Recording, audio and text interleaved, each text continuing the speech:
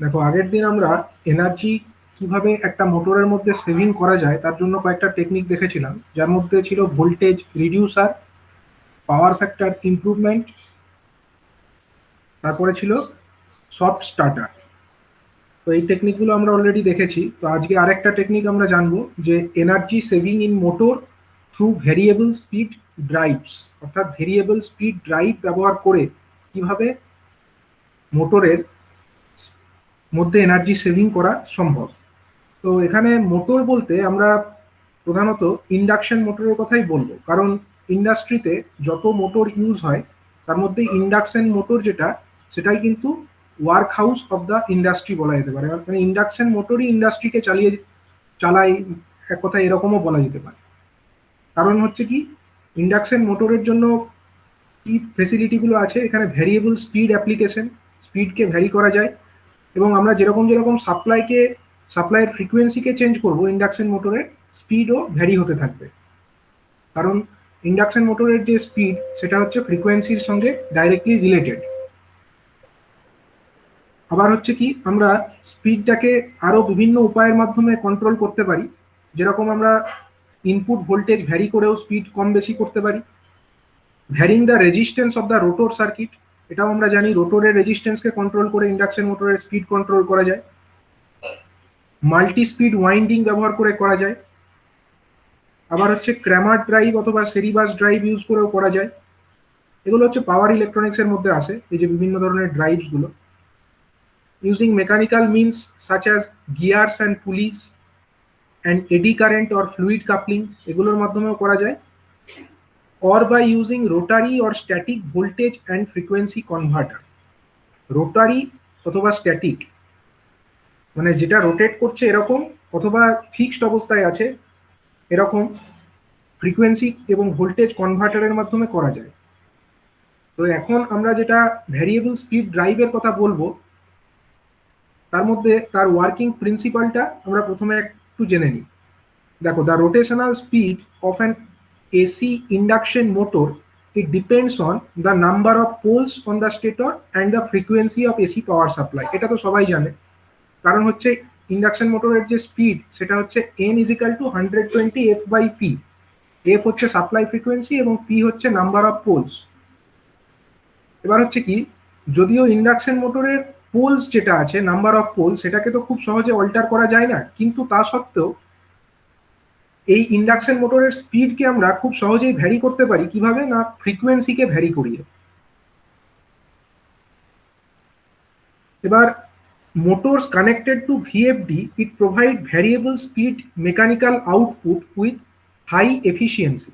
অর্থাৎ যদি আমরা একটা মোটরকে ভিএফডি অর্থাৎ ভ্যারিয়েবল ফ্রিকোয়েন্সি ড্রাইভের মাধ্যমে চালাই, তাহলে আমরা যে মেকানিক্যাল আউটপুট পাবো তার এফিসিয়েন্সি বেশি হবে, এবং তার সঙ্গে আমরা ভ্যারিয়েবল স্পিডে সেটাকে চালাতে পারছি। এবার দেখা গেছে the devices are capable of up to 9:1 speed reduction ratio, মানে যা মোটরের রেটেড স্পিড, তার মানে 1/9 পর্যন্ত স্পিডকে আমরা রিডিউস করতে পারি। কিভাবে পারি? ভ্যারিয়েবল ফ্রিকোয়েন্সি ড্রাইভের মাধ্যমে আমরা এটা করতে পারি। এবার রিসেন্ট টেকনোলজি ভ্যারিয়েবল ফ্রিকোয়েন্সি ড্রাইভের জন্য কি কি এসছে, এখানে আইজিবিটি বলে একটা সেমিকন্ডাক্টর ডিভাইস এসেছে।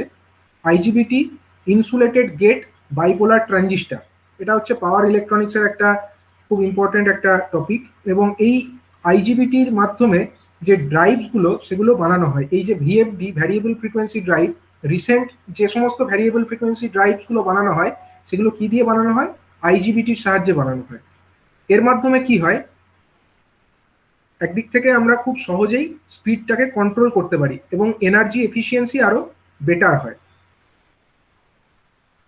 তো এবার আমরা একটু দেখে নেব যে এই যে ভ্যারিয়েবল ফ্রিকোয়েন্সি ড্রাইভ, এটার মধ্যে কি কি কম্পোনেন্ট থাকছে।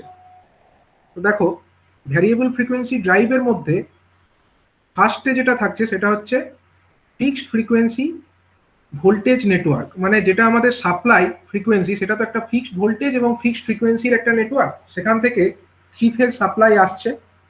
থ্রি ফেজ সাপ্লাই এসে ঢুকছে একটা রেকটিফায়ারের মধ্যে। রেকটিফায়ার কি করছে? রেকটিফায়ার এই যে থ্রি ফেজ সাপ্লাই, এটাকে থ্রি ফেজ এসিটাকে ডিসিতে কনভার্ট করছে। মানে এখানে আমাদের এসি ঢুকলো, এটা হচ্ছে আমাদের থ্রি ফেজ এসি। এটা হলো 3 ফেজ এসি।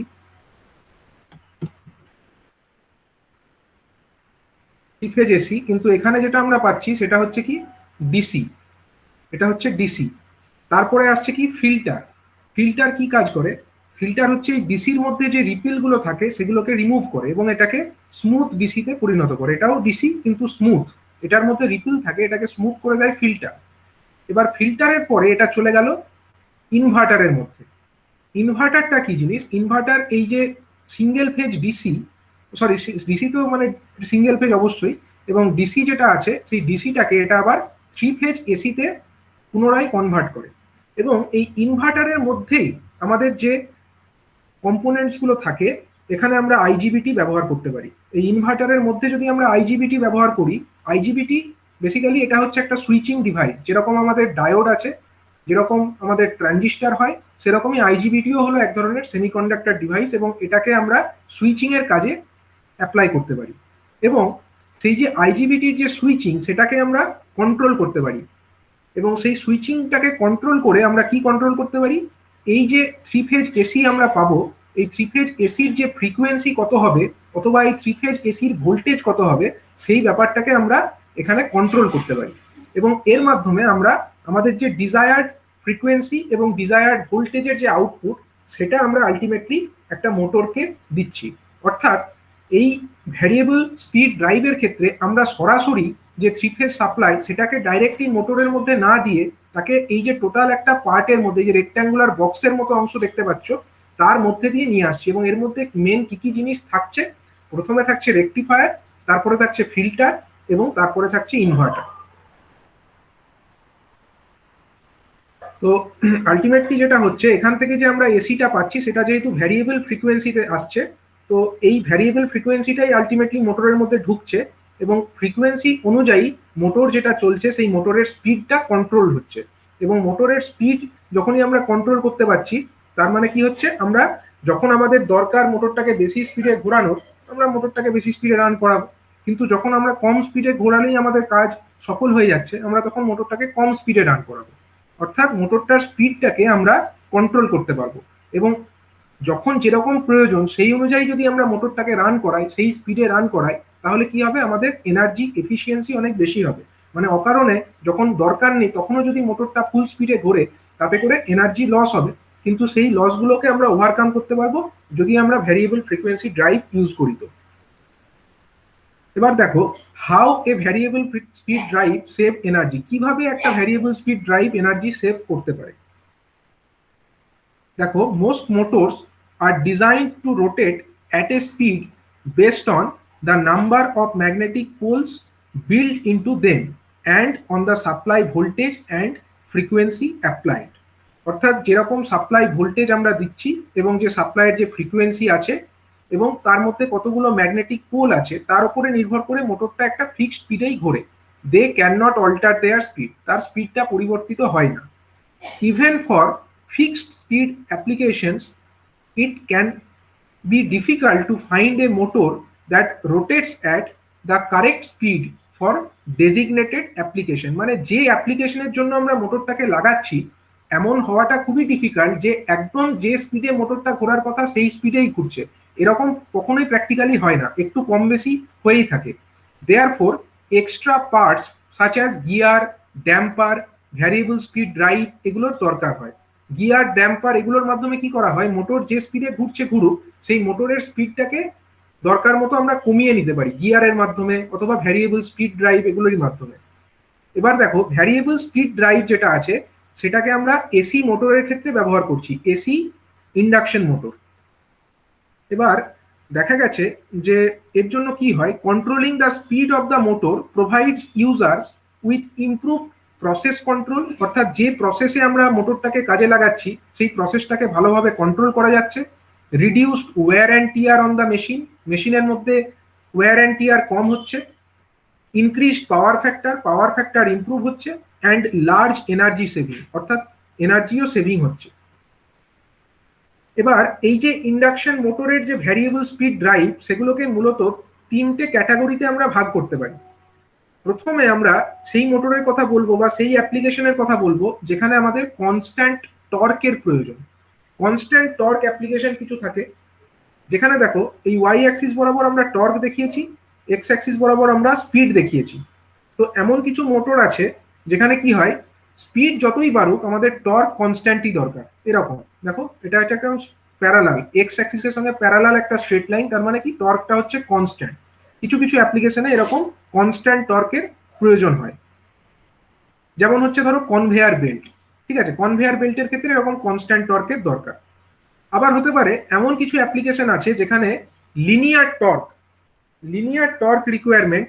লিনিয়ার টর্ক মানে কি, যেখানে ধরো আমাদের টর্কটা স্পিড বাড়ার সঙ্গে সঙ্গে ক্রমশ লিনিয়ারলি বৃদ্ধি পাবে, এরকম হচ্ছে লিনিয়ার টর্ক। ঠিক আছে, এরকম কোথায় দেখা যায়, এরকম দেখা যায় স্ক্রু কম্প্রেসার। স্ক্রু কম্প্রেসার হচ্ছে এমন একটি অ্যাপ্লিকেশন যেখানে আমরা যত স্পিড বাড়াবো তত আমাদের বেশি টর্কের দরকার আছে। তো এই যে স্ট্রেট লাইনটা দেখতে পাচ্ছ, এটা হচ্ছে কি টর্ক বাড়ছে স্পিডও বাড়ছে, এটা হচ্ছে লিনিয়ার টর্ক। ঠিক আছে, নেক্সট হচ্ছে ভ্যারিয়েবল টর্ক লোড অ্যাপ্লিকেশনস। কিছু কিছু অ্যাপ্লিকেশন এমন থাকে যেখানে আমাদের ভ্যারিয়েবল টর্কের প্রয়োজন হয়, such as fans and pumps have torque requirement that increases proportional to speed square and reach 100% of torque just below rated speed.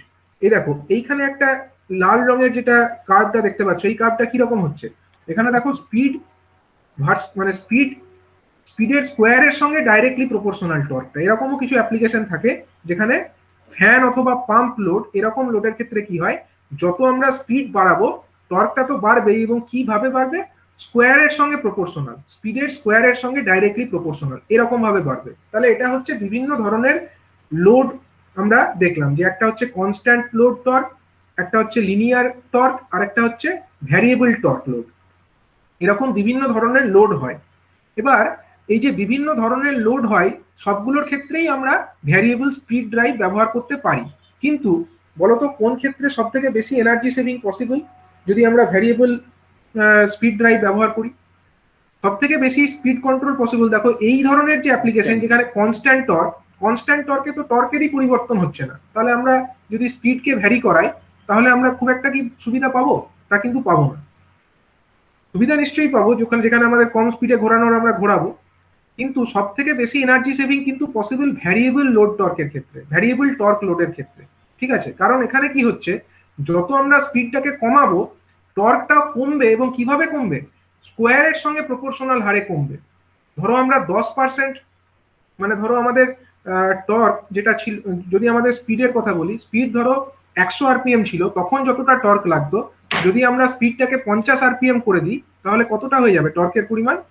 50/100 square, মানে হচ্ছে 1/2 স্কোয়ার, মানে 1/4 ভাগ হয়ে যাবে। মানে আমরা স্পিড অর্ধেক করলাম কিন্তু টর্কের পরিমাণ 1/4 ভাগ হয়ে গেল, মানে টর্কটা কিন্তু অনেকটা কমে গেল। ঠিক আছে, এবং আমরা জানি যে পাওয়ারের সঙ্গে টর্কের একটা রিলেশন আছে, সেটা আমরা এবার দেখে নেবো। দেখো, the most significant energy saving can be achieved in applications with variable torque load, মানে ভ্যারিয়েবল টর্ক যে সমস্ত লোড আছে সেখানেই সব থেকে বেশি পরিমাণ এনার্জি সেভিং সম্ভব। The Cube law relationship between the speed and power means reducing a fan speeds in a variable torque load application by 20% can save an energy of about 50%। যদি ভ্যারিয়েবল টর্ক লোড হয় সেই সমস্ত অ্যাপ্লিকেশনে যদি আমরা 20% স্পিডকে কম করতে পারি তাহলে প্রায় 50% আমরা এনার্জি সেভ করতে পারবো। ঠিক আছে, তার মানে কি হলো, সব থেকে বেশি এনার্জি সেভিং সম্ভব ভ্যারিয়েবল টর্ক লোডের ক্ষেত্রে। ভ্যারিয়েবল টর্ক লোড মানেটা কি, এক্সাম্পল কি দিয়েছিলাম, ফ্যান অথবা পাম্প লোড, এই ধরনের লোডিং এর ক্ষেত্রে সব থেকে বেশি পরিমাণে এনার্জি সেভিং দরকার, মানে সম্ভব স্পিডটাকে কন্ট্রোল করে। তার জন্য কি হয়, যে ভ্যারিয়েবল টর্ক লোড সেখানে কিন্তু এই ভ্যারিয়েবল স্পিড ড্রাইভকে বেশি পরিমাণে ব্যবহার করা হয়। Therefore for most motion control applications reducing motor speed is often the easiest way to get large energy saving। মানে সব থেকে বেশি যে হচ্ছে মানে মোশন কন্ট্রোল অ্যাপ্লিকেশনে মোটর স্পিড যদি আমরা কম করি সেখানে কি হচ্ছে, লার্জ অ্যামাউন্টে আমরা এনার্জি সেভ করতে পারছি। এবার দেখো আমরা কিভাবে ওটা পাচ্ছি, সেটা একটা কিউব ল রিলেশনশিপ আছে, সেখান থেকে ব্যাপারটা আরো সহজে বুঝতে পারবো। ঠিক আছে, কিউব ল রিলেশনশিপ কি বলছে, যে পাওয়ার ইজিক্যাল টু আমরা কি জানি, পাওয়ার ইজিক্যাল টু আমরা জানি টর্ক ইন্টু ওমেগা। ঠিক আছে, power is equal two torque into omega, যেখানে ওমেগা হচ্ছে আমার অ্যাঙ্গুলার স্পিড। ঠিক আছে, এবার আমরা জানি যে ভ্যারিয়েবল টর্ক লোডের ক্ষেত্রে টর্ক যেটা আছে, torque is directly proportional to speed square, মানে T is directly proportional to omega square. তার মানে আমরা বলতে পারি T is equal to K into omega square. ঠিক আছে, এবার যদি আমরা এই ইকুয়েশন, ফার্স্ট ইকুয়েশন যেটা লিখেছি, সেখানে যদি আমরা টি এর ভ্যালুটাকে সাবস্টিটিউট করি, আমরা কি পাবো? P is equal to K into omega square, কারণ T is equal to K omega square, সেটাকে এখানে বসিয়ে দিলাম এবং তার সঙ্গে ওমেগা গুণ হলো, মানে P is equal to ultimately K into omega cube, অর্থাৎ power is directly proportional to omega to the power 3। ঠিক আছে, এটাকে বলা হয় cube law relationship between the power and angular speed. ঠিক আছে, এবার পাওয়ারের সঙ্গে এনার্জি রিলেশন তো সবাই জানি, পাওয়ার ইন্টু টাইম মানেই হচ্ছে এনার্জি।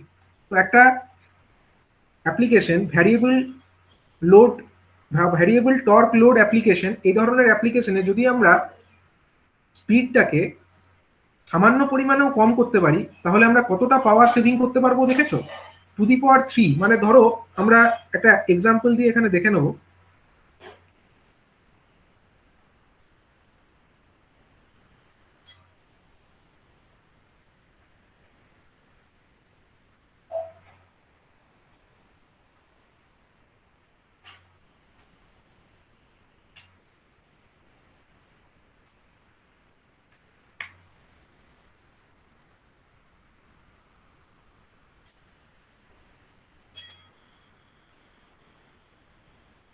সাপোজ আমরা ধরে নিচ্ছি যে আমাদের যে পাওয়ার যেটা আছে ওমেগা 1, আমরা এখানে n1 দিয়ে রিপ্রেজেন্ট করছি। ঠিক আছে, স্পিডকে আমরা n দিয়ে রিপ্রেজেন্ট করছি এখানে। n1 ইজ ইকাল টু, আমি ধরে নিচ্ছি সাপোজ 1000 আরপিএম, মানে এটা 1000 আরপিএম এ ঘুরতো। এবার আমরা স্পিডটাকে করে দিলাম কত, n2, স্পিড হয়ে গেল সাপোজ আমাদের 500 আরপিএম। তাহলে আমাদের কতটা পরিমাণ এনার্জি সেভিং হবে বলো দেখি? এটা করলে আমরা কতটা পরিমাণে এনার্জি সেভিং করতে পারবো? প্রথমে স্পিড ছিল 1000 আরপিএম, পরে হয়ে গেল 500 আরপিএম। তাহলে আমরা যদি একটা রেশিও বার করি, যদি আমরা এরকম ধরে নিই যে আমাদের প্রথমে যে পাওয়ারটা লাগতো, প্রথমে আমাদের P1 লাগতো আর পরে আমাদের P2 লাগছে। ঠিক আছে, P1 বাই P2 রেশিও কত হবে? বা সরি, আমি যদি P2 বাই P1 করি তাহলে বুঝতে সুবিধা হবে। মানে পরে যে পাওয়ারটা আমাদের লাগছে ফাইনালি, সেটা হচ্ছে সাপোজ P2, এবং আগে আমাদের যে পাওয়ার লাগছিল সেটা হচ্ছে সাপোজ P1। তাহলে P2 by P1 is equal two, আমরা কি জানি, ওমেগা সঙ্গে ডাইরেক্ট কিউবের সঙ্গে প্রপোর্শনাল। এখানে ওমেগার বদলে আমরা n লিখেছি, তার মানে আমরা বলতে পারি n2 বাই n1 তার কিউব। ঠিক আছে, n2 বাই n1 তার কিউব। তার মানে এটা হয়ে যাবে কত? এটা 500 বাই 1000, মানে হচ্ছে 1/2, 1/2 কিউব, মানে হচ্ছে 1/8, 1/8 ভাগ হয়ে যাবে। মানে আগে যদি আমরা কথার কথা যদি ধরে নিই যে প্রথমে যদি আমাদের P1 যদি আমরা সাপোজ ধরে নিই যে 1 কিলোওয়াট লাগতো, যদি আমরা 1 কিলোওয়াট আমাদের পাওয়ার লাগতো, কখন? যদি মোটরটা 1000 আরপিএম এ ঘোরে, তো তাহলে P2 কত লাগবে? P2 কিন্তু হয়ে যাবে 1000, মানে 1/8 কিলোওয়াট হয়ে যাবে। মানে দেখো কতটা পাওয়ার আমাদের কম লেগে যাচ্ছে যদি আমরা মোটরটাকে কম স্পিডে ঘোরাই। তো তার মানে যদি আমরা পাওয়ার কমিয়ে ফেলতে পারি, পাওয়ারের সঙ্গে তো আমরা জানি এনার্জি ইজ ইকাল টু কি, এনার্জি ইজ ইকাল টু হচ্ছে পাওয়ার ইন্টু টাইম। তার মানে পাওয়ার যদি কম লাগে, একটা নির্দিষ্ট সময় ধরে যদি মোটরটা চলে, তাহলে আমরা কি করতে পারবো? আলটিমেটলি আমরা এনার্জি সেভিং করতে পারবো। তো এইভাবে আমরা বুঝতে পারছি যে যদি আমরা একটা ভ্যারিয়েবল লোড বা ভ্যারিয়েবল টর্ক লোড এরকম অ্যাপ্লিকেশনে আমরা যদি ভ্যারিয়েবল ফ্রিকোয়েন্সি ড্রাইভ ব্যবহার করতে পারি, তাহলে কিন্তু আমরা huge amount of energy saving করতে পারবো। ঠিক আছে, তো এবার আমরা একটা ভিডিও দেখে নেবো যে ভ্যারিয়েবল ফ্রিকোয়েন্সি ড্রাইভ সেটা ব্যবহার করে কিভাবে এনার্জি সেভিং করা হচ্ছে। একটা ইউটিউবে আমরা একটা, আগে জায়গাটা আরেকবার বলবেন? কোনটা? n1 আর n2 ওই জায়গাটা। এই জায়গাটা? হ্যাঁ। আচ্ছা, আমি এখানে n1 n2 লিখেছি বলে তোমাদের হয়তো অসুবিধা হচ্ছে। এখানে দেখো একটা রিলেশন ডিরাইভ করা হলো না, কি proportional to omega q, omega দিয়েছিল। আমার এখানে ওমেগা লিখতে অসুবিধা হবে বলে আমি ওয়ার্ডে n1 লিখে দিয়েছি আর কি। ঠিক আছে, ঠিক আছে, n1 মানে ওমেগা 1 ধরতে পারো। ঠিক আছে, আমি জাস্ট এখানে ওমেগার জায়গায় n লিখেছি, আর কিছু নয়। তুমি ওমেগাও লিখতে পারো, এটাকে ওমেগা 1 ধরতে পারো, এটা ধরো ওমেগা 1 আর এটা ধরো তোমার ওমেগা 2। ঠিক আছে, তাহলে তোমার কি হবে? P2 by P1 is equal to omega 2 by omega 1। তাহলে কত হচ্ছে? 500/1000, হ্যাঁ 500/1000 তার কিউবের সঙ্গে প্রপোর্শনাল। তো অ্যাকচুয়ালি ওমেগা গুলো তো রেডিয়ান পার সেকেন্ডে লেখে, ওমেগার সঙ্গে এন এর একটা রিলেশন আছে, ওমেগা ইজ ইকুয়াল টু কি 2πn/60, ঠিক আছে। তো আমি একটা ভিডিও এখানে দেখাবো।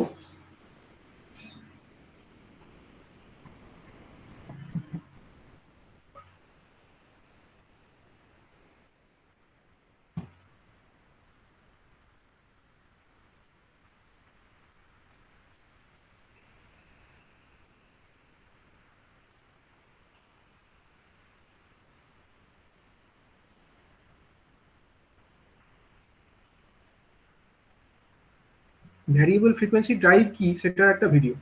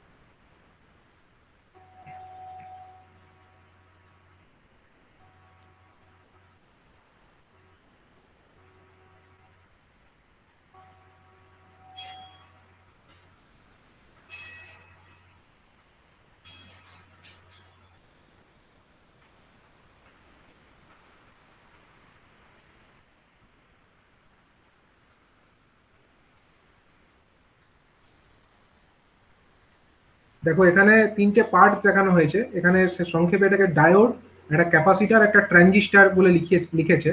অ্যাকচুয়ালি ডায়োড মানে কি করে, ডায়োড অ্যাকচুয়ালি রেকটিফাই করে, মানে এখানে এসি ঢুকবে, ডায়োড সেটাকে রেকটিফাই করে ডিসি তে কনভার্ট করবে। ক্যাপাসিটার কি করবে, ক্যাপাসিটারটা অ্যাকচুয়ালি ফিল্টারকে বোঝাচ্ছে। ফিল্টার অ্যাকচুয়ালি কি করে, এই যে ডিসি এখানে পাওয়া যায় তার মধ্যেকার যে রিপল সেটাকে রিমুভ করে দেয় ফিল্টার, তার মানে এখানে আমরা স্মুথ ডিসি পাবো। এবং সেই যে স্মুথ ডিসি পাবো সেটাকে আমাদের কোথায় ঢোকাতে হবে, ইনভার্টারের মধ্যে। এবং এই ইনভার্টার টেকনোলজি এখানে বলেছে ইনভার্টারের মধ্যে সুইচ হিসাবে ট্রানজিস্টার ব্যবহার করা হয়েছে। তো এই পার্টটাকে তোমরা ভাবতে পারো এটা হচ্ছে অ্যাকচুয়ালি ইনভার্টার পার্ট। আপনি আইজিবিটি বললেন যে? আইজিবিটিটা হচ্ছে মডার্ন টেকনোলজি, ট্রানজিস্টারও ব্যবহার করা হয়। তো মডার্ন টেকনোলজি মানে ইমপ্রুভ টেকনোলজিতে আইজিবিটি ব্যবহার করা হয়, ঠিক আছে। এখানে ট্রানজিস্টার দিয়ে দেখিয়েছে, কিন্তু আইজিবিটি ব্যবহার করলে সুইচিং এর স্পিডটা আরো বেটার হয়, দুটোই করা যায়।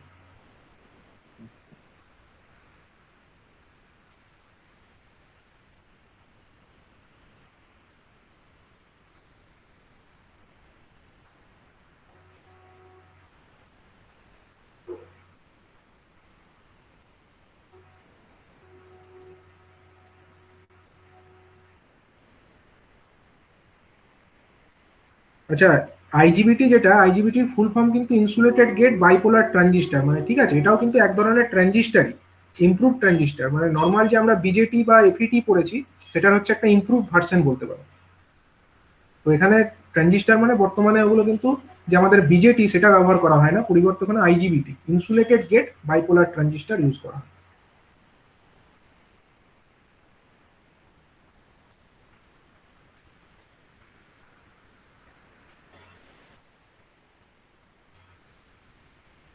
মানে এই যে ভিএফডি তার সঙ্গে একটা মেকানিক্যাল প্লাম্বিং সিস্টেমের এরা কম্প্যারিজন করছে, এটা বোঝার জন্য যে একটা ভিএফডি তে কি হয়, একটা এসি ঢোকে, এসিটা ডিসি তে কনভার্ট হয়, ডিসির মধ্যেকার রিপেলটা এটা দূর করে দেয়, যে ফিল্টার করে দেয়, এবং সেই ফিল্টার যে ডিসি সেটাকে আবার এসি তে কনভার্ট করে। ঠিক এরকম ভাবে এখানেও হচ্ছে মেকানিক্যাল যে আমাদের পাইপ সিস্টেমে কি হয়, এখান দিয়ে ধরো কোনো ফ্লুইড আসছে, এখানে একটা চেক ভালভ থাকে।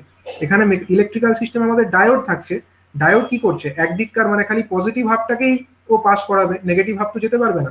সেরকম ভাবে চেক ভালভও কি করে, লিকুইডটা এর ভেতর থেকে একদিকেই যেতে পারবে, উল্টো দিকে কিন্তু যেতে পারবে না, মানে অনলি ওয়ান ডাইরেকশনাল লিকুইডটা এদিকে ফ্লো করতে পারে। আবার এখানে ওয়াটার ফিল্টার থাকে, আমাদের যেমন ইলেকট্রিক্যাল সিস্টেমে এই ক্যাপাসিটার ফিল্টার থাকে, এখানেও মেকানিক্যাল কিছু ওয়াটার ফিল্টার থাকে, যেটা জলের মধ্যেকার কোনো যে অশুদ্ধ যে পদার্থ বা যে ইমপিউরিটি সেগুলোকে রিমুভ করে নেয়। ঠিক আছে, এবং তারপরে এখানে একটা ভালভ থাকে, ভালভের মাধ্যমে ওটাকে কন্ট্রোল করে ছাড়া হয়। যেরকম এখানে আমাদের আইজিবিটি বেসড যে আমাদের যে ইনভার্টার থাকে, ইনভার্টারের মাধ্যমে যেরকম আউটপুট এসি করে ছাড়া হচ্ছে কন্ট্রোল করে, সেরকম ভাবে এই ভালভের মাধ্যমে এখানে কন্ট্রোল করে ওয়াটারটাকে ছাড়া হয়। তো এখানে একটা জাস্ট সিমিলারিটি দেখিয়েছে যে একটা ভিএফডি সিস্টেমের সঙ্গে একটা প্লাম্বিং সিস্টেমের কি রকম সিমিলারিটি আছে।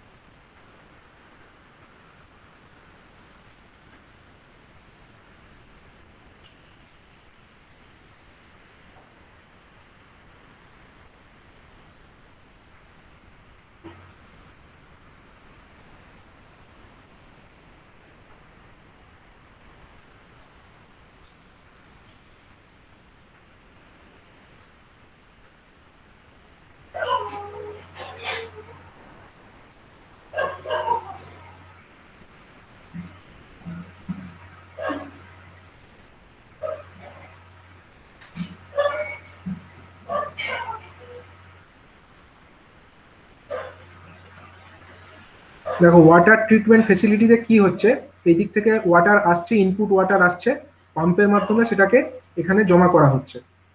এই ওয়াটার ট্রিটমেন্ট সিস্টেমে যদি ভিএফডি ব্যবহার করা হয় তাহলে কি সুবিধা হবে সেটা এখানে এক্সপ্লেন করবে।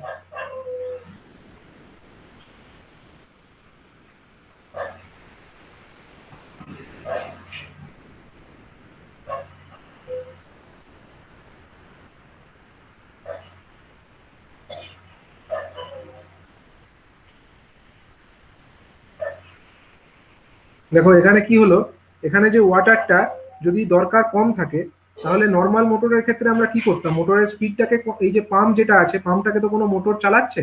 এবার যখন আমাদের কম জলের দরকার আছে এখানে চালানোর মতো, তখন আমাদেরকে মোটরের স্পিডটাকে অ্যাডজাস্ট করতে হতো, অথবা তাছাড়া কি হতো, অকারণে এখানে বেশি জল এসে জমা হতো, তার জন্য মোটরটাকে বেশি ঘুরতে হতো, বেশি স্পিডে চলতে হতো। কিন্তু যদি আমরা ভিএফডি ব্যবহার করি, ভিএফডি ব্যবহার করলে যে অপারেটর থাকবে, যে পাম্পের যে অপারেটর আছে, তারা যদি এই ভিএফডি সুইচগুলোকে অপারেট করে, তারা ম্যানুয়ালি অপারেট করে এরকম করতে পারে যে এই পাম্পের স্পিড, মানে মোটরের স্পিডটাকে কম করে দিল, এবং যখন আবার বাড়ানোর দরকার আছে তখন বাড়িয়ে দিল, মানে ম্যানুয়ালি কন্ট্রোল করতে পারে। আবার এখানে অন্য একটা টেকনোলজিও বলবে, যে একটা পিএলসি সিস্টেম, পিএলসি সিস্টেমের সঙ্গে আমরা ইথারনেট কেবিলের মাধ্যমে এই ভিএফডি কে কানেক্ট করতে পারি, এবং তাহলে আর এই অপারেটরের কোনো কমান্ডের প্রয়োজনীয়তা থাকবে না। তখন এই পিএলসির মধ্যে আমরা অলরেডি কিছু প্রি প্রোগ্রাম যদি ইনপুটস দিয়ে দিই, তাহলে সেটা প্রোগ্রামিং এর উপরে ভিত্তি করেই কিন্তু ভিএফডিটা অটোমেটিক্যালি এই মোটরটাকে সিগন্যাল দেবে, এবং মোটরের, মানে মোটরকে যে ভোল্টেজ বা ফ্রিকোয়েন্সি যে সাপ্লাই করছে সেটাকে কন্ট্রোল করে দেবে, এবং সেই মতো এই পাম্পের যে মাধ্যমে জলটা ঢুকছে সেই জলের ফ্লোটাও কন্ট্রোল হয়ে যাবে। তো সেটা এখানে বলবে না। বাড়িতে এই ধরনের ইনস্টলেশন করা থাকে? না না, বাড়িতে কি করে ইনস্টল করবে, বাড়িতে একটা ভিএফডি ইনস্টল করতে গেলে তো খরচ হবে না। এটা ইন্ডাস্ট্রি, ধরো বড় একটা ওয়াটার ট্রিটমেন্ট ফেসিলিটিতে ইনস্টল করবে, এগুলো দাম হবে তবে। পিএলসি সিস্টেমটা কি? মানে এটা দেখাচ্ছে, ধরো একটা RS-232, এটা একটা কেবিল, ঠিক আছে, মানে কমিউনিকেশনের জন্য, এই যে আমাদের পিএলসির সঙ্গে ভিএফডির যে কমিউনিকেশন, তার জন্য RS-232 কেবিল অথবা RS-485 কেবিল।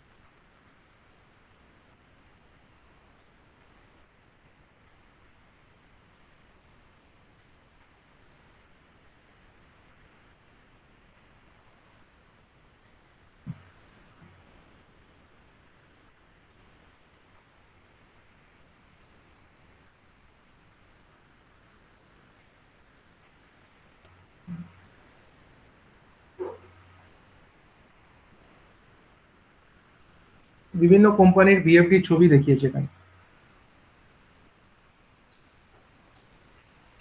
স্যার তারা ফ্রিকোয়েন্সি ড্রাইভ স্পিড গুলোকে কন্ট্রোল করবে তো? হ্যাঁ, ফ্রিকোয়েন্সি ড্রাইভটা স্পিডটাকে কন্ট্রোল করবে। স্যার এবার ফ্রিকোয়েন্সি কমিয়ে, হ্যাঁ, স্যার এটা কিভাবে কন্ট্রোল করবে? ফ্রিকোয়েন্সিটা বাড়িয়ে কমিয়ে নাকি ভোল্টেজ কন্ট্রোল করে? দেখো দুটোই কন্ট্রোল করতে পারে, মানে দু ধরনেরই কন্ট্রোল হয়। যদি এটা ভিএফডি ড্রাইভ হয়, ভ্যারিয়েবল ফ্রিকোয়েন্সি ড্রাইভ, ঠিক আছে, ভ্যারিয়েবল ফ্রিকোয়েন্সি ড্রাইভ হয়, ঠিক আছে। আবার এক ধরনের ড্রাইভ হয় ভ্যারিয়েবল ভোল্টেজ ভিভিএফডি, ঠিক আছে, দুটোই থাকতে পারে তার মধ্যে। Variable voltage, variable frequency, variable voltage and frequency drive, ঠিক আছে। ভিএফডিও ড্রাইভ হয়, ভিভিএফডিও ড্রাইভ হয়। সরি, এটা ভুল হলো, variable voltage VV variable frequency, ঠিক আছে। ভ্যারিয়েবল ভোল্টেজ ভ্যারিয়েবল ফ্রিকোয়েন্সি ড্রাইভও হতে পারে, দুটোর মাধ্যমেই হতে পারে, ঠিক আছে।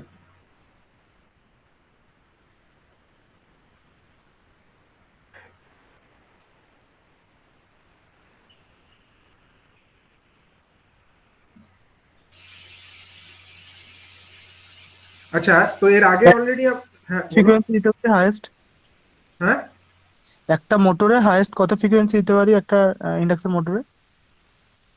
সেটা দেখতে হবে। মানে দেখো, এবার একটা ব্যাপার মাথায় রাখতে হবে, আমরা কি জানি মোটরের যে ভোল্টেজ আছে, হ্যাঁ, মোটরের ভোল্টেজটা, কার ভোল্টেজের ফর্মুলাটা মনে আছে? 4.44 কত হয়? 4.44 4.44 5FT ফাই আইএফটি ইন্টু, কেসি কেডি KW ছাড়ো, 5F, হ্যাঁ, ওটা হচ্ছে কে, কি আমি ওটা কে ধরে নিলাম, ঠিক আছে, KW হ্যাঁ, ওয়াইন্ডিং কে ডাব, ফ্যাক্টর। হ্যাঁ, ইন্টু এন ধরে নিলাম, ঠিক আছে। এবার ধরো আমরা এখান থেকে কি দেখতে পাচ্ছি, ফাই যে জিনিসটা, ফাই জিনিসটা কি হচ্ছে actually proportional to V by F হচ্ছে কিনা।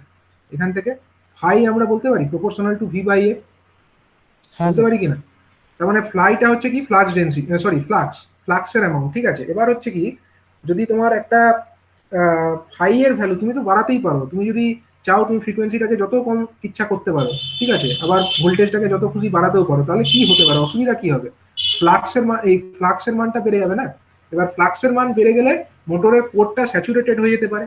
মোটরের তো একটা কোর থাকে, কোর মেটেরিয়াল, মানে ধরো যে আমরা যে মেটেরিয়াল ইউজ করি না কেন, ফাই এর সঙ্গে আবার একটা রিলেশন কিসের আছে, phi is equal to B into area, flux, sorry, B into area, flux density into cross sectional area, ঠিক আছে। এবার যদি আমরা ফাইটাকে বাড়াই, তাহলে অটোমেটিক্যালি এরিয়া কনস্ট্যান্ট থাকলে বিটা বেড়ে যাবে, মানে ফ্লাক্স ডেন্সিটি বেড়ে যাবে। এবার এটা করলে কি হবে, ম্যাগনেটিক যে কোরটা থাকে, মানে ওর ভেতরে যে স্টিল কোর যেটা থাকছে সেটা স্যাচুরেট করে যেতে পারে। তার জন্য ওটা একটা, আমাদের যে আমরা কোর ইউজ করছি তার উপরে নির্ভর করছে যে আমরা কতটা সেখানে এই ফ্লাক্সের ভ্যালুটা বাড়াতে পারবো, ঠিক আছে। ফ্লাক্সের ভ্যালু আমরা কতটা, ফ্লাক্সটা কমছে। কি হলো, ফ্রিকোয়েন্সি কমলে ফ্লাক্সটা বাড়বে না, ফ্রিকোয়েন্সি কমলে ফ্লাক্সটা বাড়বে, কারণ ফ্রিকোয়েন্সিটা তো নিচে আছে। হ্যাঁ স্যার, আমি বলতে চাইছি যে ফ্রিকোয়েন্সি যদি বাড়ায় তাহলে কি হবে? ও, ফ্রিকোয়েন্সি যদি বাড়াও, ফ্রিকোয়েন্সি বাড়লেও ধরো কোডটার ফ্লাক্সটা কমতে থাকবে। এবার যদি কম কম ফ্লাক্স লিঙ্কেজ হয়, মানে ফ্লাক্সের পরিমাণটা যদি কমে যায়, তাহলে ফ্লাক্স তো তোমার সেকেন্ডে, মানে একে লিঙ্ক করতে পারবে না, না। যেটা স্টেটরে ফ্লাক্স তৈরি হবে, সেই স্টেটর ফ্লাক্সটা রোটরকে ঠিকমতো লিঙ্ক করতে পারবে না, তাহলেও ঠিকমতো অপারেট করবে না। তার জন্য দেখবে প্রত্যেকটা মেটেরিয়ালেরই, ম্যাগনেটিক মেটেরিয়ালের একটা রেঞ্জ স্পেসিফাই করা থাকে। এই যে বি, যে ম্যাগনেটিক ফ্লাক্স ডেন্সিটি, তার একটা নির্ধারিত রেঞ্জ থাকে যে এত থেকে এতর মধ্যে অপারেট করবে। তো লক্ষ্য রাখতে হবে সেই রেঞ্জটা যেন ভায়োলেট না করে, সেই রেঞ্জ ভায়োলেট করে গেলেই তখন মোটরের পারফরমেন্স খারাপ হয়ে যাবে। তো যে কারণে এই যে variable voltage variable frequency drive, এটাকে ইউজ করার কারণ একটাই হচ্ছে যে আমরা ফ্রিকোয়েন্সিটাকে যত ইচ্ছা কম করতে পারি না নর্মালি, যদি আমরা ভোল্টেজটাকে কন্ট্রোল না করতে পারি, যদি আমরা শুধুমাত্র ফ্রিকোয়েন্সি কন্ট্রোল করি, তো আমরা কি দেখতে পাচ্ছি, আমরা দেখতে পাচ্ছি ফাই ইজ ইকাল টু হচ্ছে ভি বাই এফ, ঠিক আছে, ভি বাই এফ হচ্ছে। এবার যদি আমরা ভোল্টেজটাকে খুব কম করে দিই, তাহলে ফ্লাইটা বেড়ে যাওয়ার চান্স আছে, কিন্তু আমাদের দরকার এফটাকে কম করলে আমরা জানি যে আরো এনার্জি সেভিং করতে পারবো, কিন্তু আমাদের ফ্লাক্সটা বেড়ে যাবে, তখন তো অসুবিধা। তার জন্য আরেকটা কন্ট্রোল করা হয়, যেটা হচ্ছে ভি বাই, মানে ভ্যারিয়েবল ভোল্টেজ, মানে ভোল্টেজও কন্ট্রোল হবে আবার ফ্লাক্সও কন্ট্রোল হবে। সেটা যদি করতে পারি, তাহলে ভোল্টেজটাকেও আমরা সময় ইচ্ছা করে কমাবো, ভোল্টেজও কমাবো, ফ্রিকোয়েন্সিও কমাবো, দুটোই যদি সমানুপাতিক হারে আমরা কমাতে থাকি, তখন কিন্তু আমাদের ফ্লাক্সটা অলমোস্ট কনস্ট্যান্ট থাকবে, তখন আর আমাদের সেই প্রবলেমটা হবে না। কিন্তু এটা করবার জন্য আমাদেরকে কি ব্যবহার করতে হবে, variable voltage and variable frequency drive use করতে হবে। ঠিক আছে, শুধু ভ্যারিয়েবল ফ্রিকোয়েন্সি ড্রাইভ ইউজ করলে কিন্তু তখন হবে না।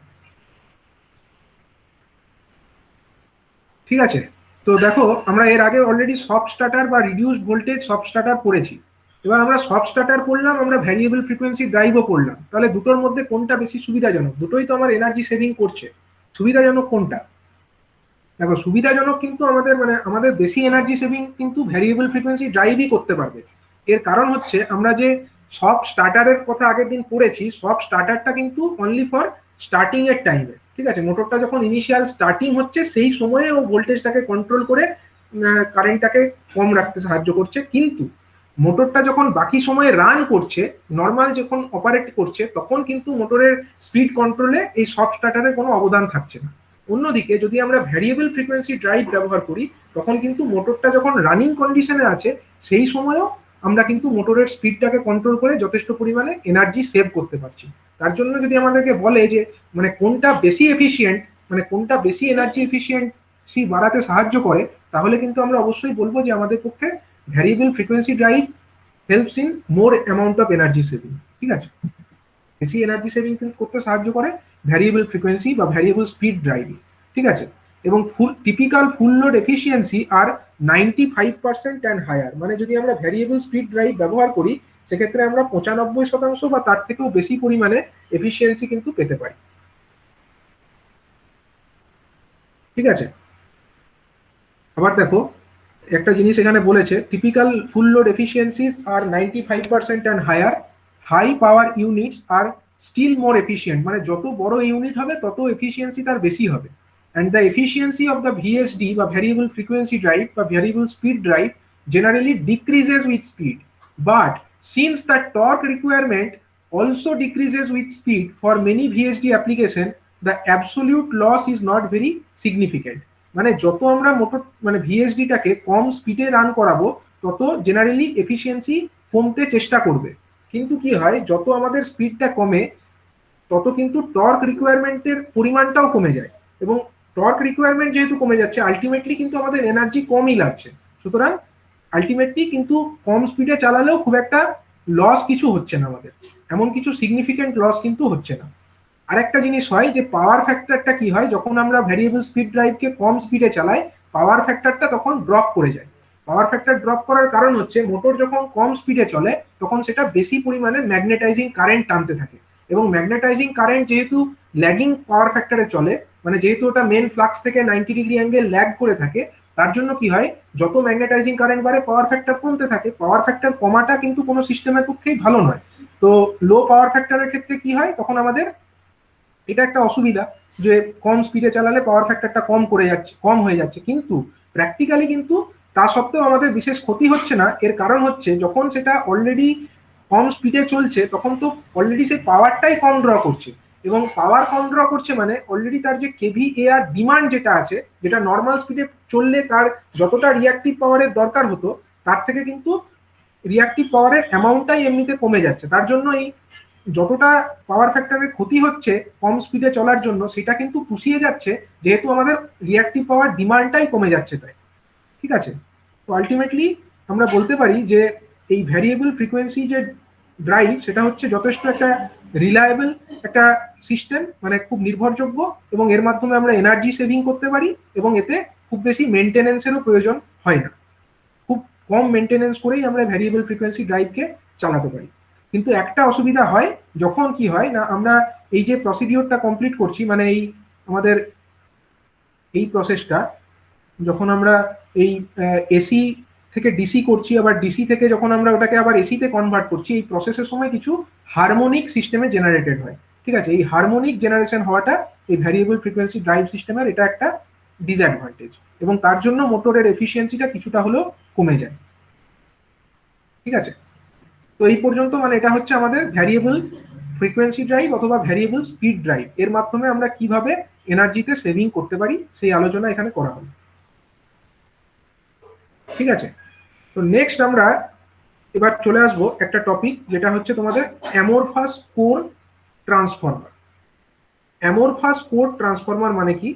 এটা হচ্ছে ট্রান্সফরমারের আমরা ইন্টারনাল ডিজাইনে যে কোর মেটেরিয়ালকে ব্যবহার করি, অর্থাৎ ট্রান্সফরমারের যে ম্যাগনেটিক ফ্লাক্স প্রাইমারি টু সেকেন্ডারিকে লিঙ্ক করে যে পথের মাধ্যমে, কোন পথের মাধ্যমে করে? কোরের মধ্যে দিয়েই তো করে, ম্যাগনেটিক ফ্লাক্স তো কোরের মধ্যে দিয়েই ফ্লো করে।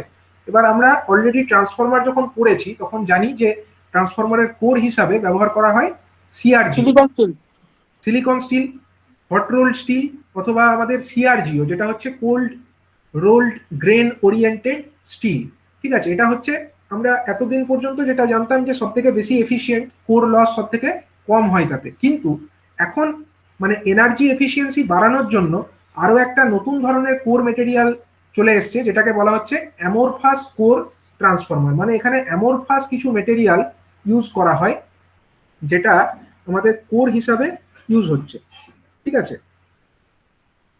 কোর মেটেরিয়াল হিসাবে আমরা অ্যামোরফাস মেটেরিয়াল হচ্ছে আমরা ইউজ করছি।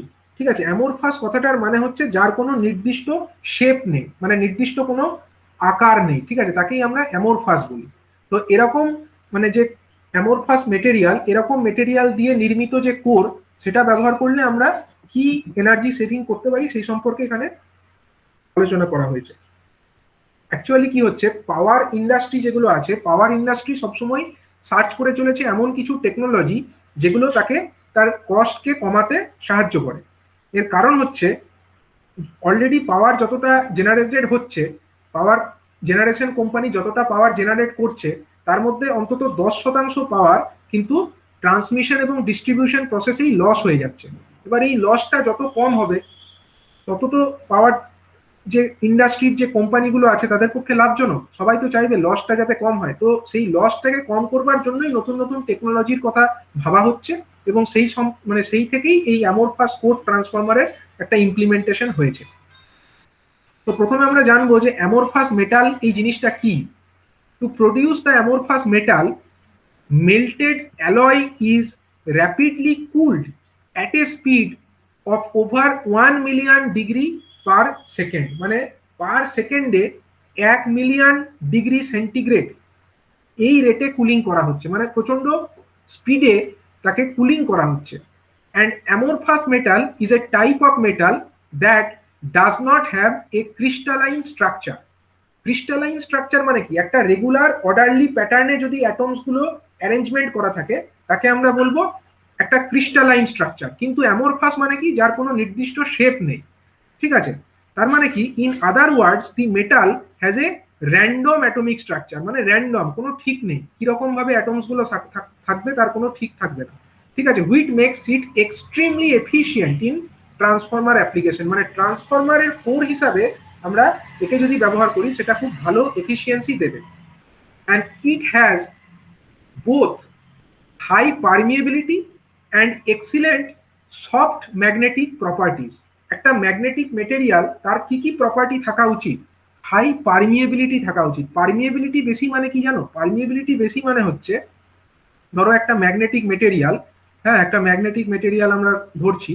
এবার এই ম্যাগনেটিক মেটেরিয়াল যদি এটা হয়, পারমিয়েবিলিটি মানে হচ্ছে বাইরে দিয়ে ধরো ম্যাগনেটিক ফ্লাক্সের কিছু লাইন এরকম যাচ্ছে, কিছু ম্যাগনেটিক ফ্লাক্স লাইন এদিকে যাচ্ছে।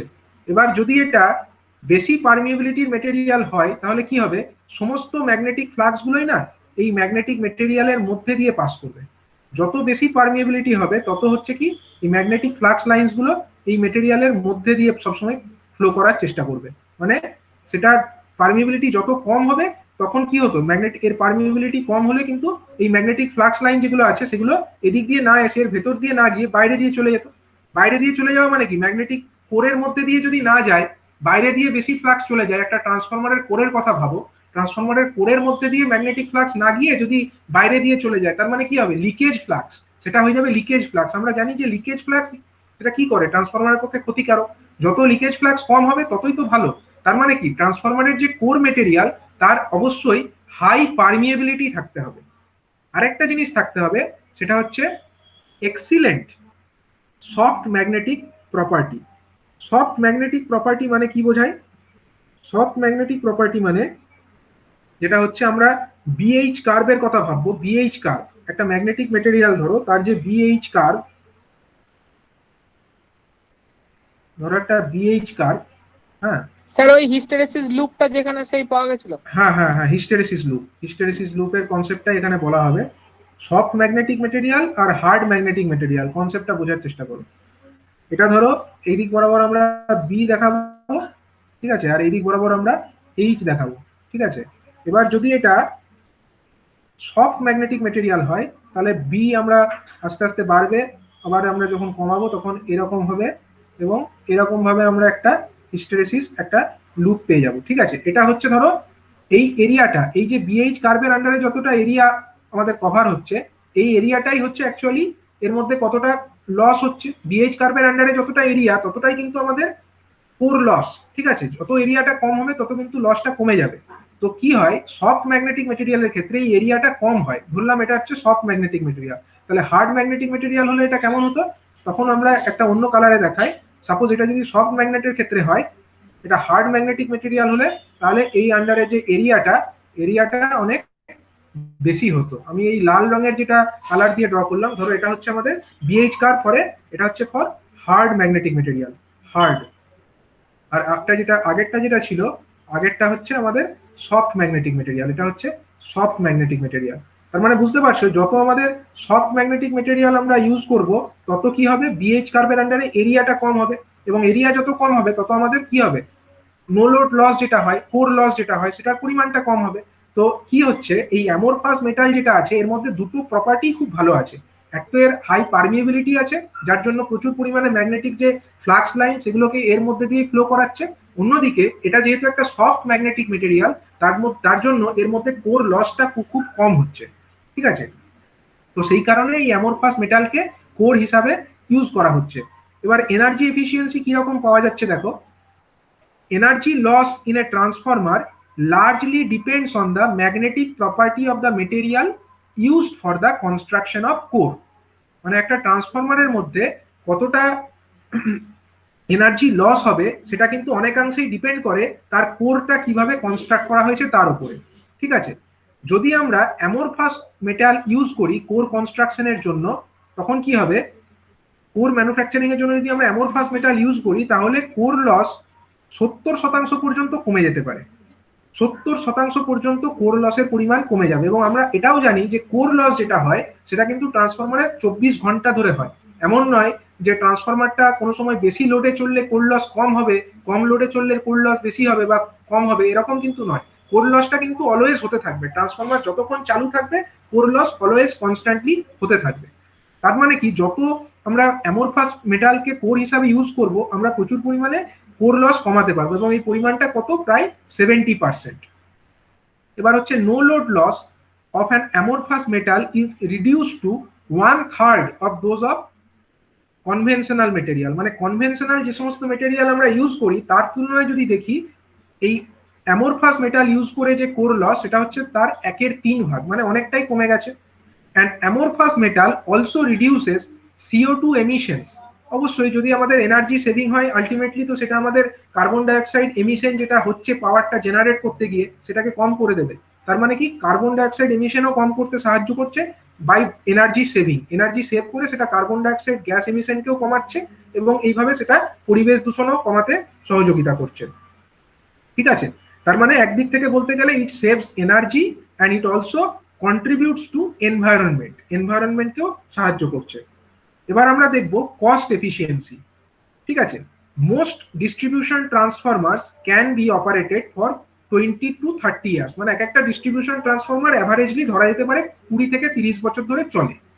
এবার while purchasing A transformer one must consider the operating cost along with the initial price. মানে ইনিশিয়ালি আমাদের কত খরচ হচ্ছে ট্রান্সফরমারটা কিনতে সেটার হিসাবও করতে হবে, অন্যদিকে আমাদেরকে হিসাব করতে হবে ট্রান্সফরমারটা যখন চলছে তখন কতটা আমাদের খরচ হচ্ছে।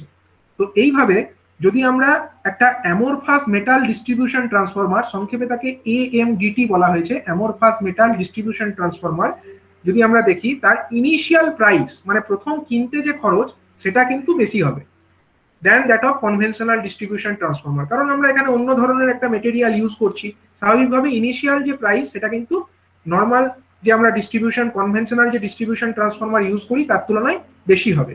কিন্তু the total owing cost which is calculated based on the initial purchase price and cost of future losses, মানে ইনিশিয়াল কতটা আমরা পারচেজ করতে খরচ করছি এবং ফিউচারে রান করাতে গিয়ে আমাদের যতটা খরচ হচ্ছে এবং সেই খরচ মানে সেটাতে আমরা কতটা এনার্জি সেভ করতে পারছি, সেটার যদি আমরা হিসেব দেখি তাহলে আমরা দেখবো যে টোটাল উইং কস্ট সেটা কিন্তু সিগনিফিকেন্টলি লোয়ার ফর এডিএমটি। ঠিক আছে, মানে অ্যামরফাস মেটাল ডিস্ট্রিবিউশন ট্রান্সফরমারের ইনিশিয়াল কস্ট বেশি হলেও ভবিষ্যতে যখন এটা 20-30 বছর ধরে চলে যতটা পরিমাণ আমাকে নো লোড লস কমাতে সাহায্য করবে, তাতে করে কিন্তু আমাদের সেটা প্রচুর পরিমাণে এনার্জি মানে কস্ট সেভিং এ সহযোগিতা করবে। ঠিক আছে, এখানে একটা গ্রাফ দেখানো হয়েছে, এটা হচ্ছে একটা সিআরজিও ট্রান্সফরমারের ক্ষেত্রে আর এটা হচ্ছে একটা অ্যামরফাস মেটাল ডিস্ট্রিবিউশন ট্রান্সফরমারের ক্ষেত্রে। এই ছবিতে দেখো এটা হচ্ছে একটা 500 কেভি একটা ট্রান্সফরমার, থ্রি ফেজ 500 কেভি একটা ট্রান্সফরমার, ধরে নেওয়া হচ্ছে লোড ফ্যাক্টর হচ্ছে 40%, এরকম একটা ট্রান্সফরমার, মানে 40% হচ্ছে তার কি average demand by maximum demand যদি 40% হয়, এরকম একটা ট্রান্সফরমারের ক্ষেত্রে দেখো এই ছবিতে আমাদের লসেস ইন ডিস্ট্রিবিউশন ট্রান্সফরমারটা এই ওয়াই অ্যাক্সিস বরাবর শো করা হয়েছে। এবং দেখো এখানে কি হচ্ছে, এই যে 680 দেখতে পাচ্ছ এটা হচ্ছে কার ক্ষেত্রে, এটা হচ্ছে সিআরজিও ডিস্ট্রিবিউশন ট্রান্সফরমারের ক্ষেত্রে এটা হলো কতটা নো লোড লস, আর 824 যেটা এটা হচ্ছে কপার লস। ঠিক আছে, আর যদি আমরা amorphous metal distribution transformer use করি তার ক্ষেত্রে নো লোড লসের পরিমাণটা হয়ে যাচ্ছে অলমোস্ট 240। ঠিক আছে, কিন্তু কপার লস যেটা, কপার লসের তো কোনো পরিবর্তন হবে না, কারণ আমরা এটা কোর লসকে কমানোর জন্যই করছি। কপার লস এখানেও 824, এখানেও 824, মানে ওভারঅল যদি আমরা দেখি ট্রান্সফরমারের লসটা এখানে এতটা বেশি ছিল, কিন্তু এর ক্ষেত্রে কিন্তু অনেকটা বেশি এখানে কমে যাচ্ছে, অনেকটাই এখানে কমে যাচ্ছে। এবং এখানে কি হচ্ছে আলটিমেটলি আমাদের কতটা এনার্জি সেভিং হচ্ছে দেখো, এটা হচ্ছে প্রায় 3854 কিলোওয়াট আওয়ার পার ইয়ার, মানে প্রত্যেক বছরে প্রায় 3854 কিলোওয়াট আওয়ার এনার্জি কম খরচ হচ্ছে। কার ক্ষেত্রে কম খরচ হচ্ছে? অ্যামরফাস মেটাল ডিস্ট্রিবিউশন ট্রান্সফরমারের ক্ষেত্রে খরচটা কম হচ্ছে। অন্যদিকে প্রায় 2.87 টন কার্বন ডাইঅক্সাইড, এতটা কম কার্বন ডাইঅক্সাইড এমিশনে এই অ্যামরফাস মেটাল ডিস্ট্রিবিউশন ট্রান্সফরমার সহযোগিতা করছে। তাহলে বুঝতে পারছো অ্যামরফাস মেটাল ডিস্ট্রিবিউশন ট্রান্সফরমারের মাধ্যমে একদিকে আমরা এনার্জি এফিসিয়েন্সি বাড়াতে পারছি, অন্যদিকে পরিবেশগতভাবে দেখতে গেলেও আমরা পরিবেশ দূষণকে কমাতে সহযোগিতা করছি। ঠিক আছে, তো এই পার্টটা তোমাদের ছিল অ্যামরফাস কোর ট্রান্সফরমার। ঠিক আছে, তো সেটা মানে এটার ক্ষেত্রে কি কি অ্যাডভান্টেজ পাওয়া যাচ্ছে সেগুলো আলোচনা করা হলো। এবং আজকে এর আগে আলোচনা করা হয়েছে কি ভ্যারিয়েবল ফ্রিকোয়েন্সি ড্রাইভ অথবা ভ্যারিয়েবল স্পিড ড্রাইভ। ঠিক আছে, কারো ডাউট আছে কিছু?